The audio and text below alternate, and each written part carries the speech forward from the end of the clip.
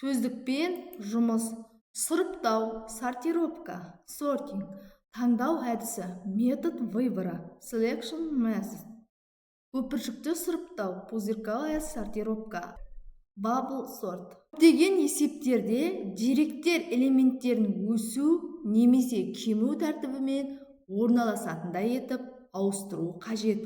Мұндай деректер реттелген, ал оларды алу процесі сұрыптау деп аталады. Сұрыптау әдістері ішкі және сыртқы болып жүктеледі.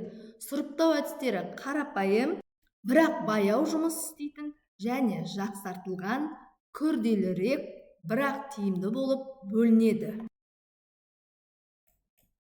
Қарапайым сұрыптауларды n компоненттен тұратын массивті ретке келтіргенде s-тің n квадратына әрекет алады. Мұндағы s қандайда бір тұрақты, яғни s-ті n-нің квадратына көбейтіндісіне тең. Таңдау әдісімен сұрыптау. Сұрыпталатын тізбекте массивтің басындағы элементпен орын ауыстыратын ең кіші элементті іздейміз. Осылайша тізбектің бірінші элементі сұрыпталады.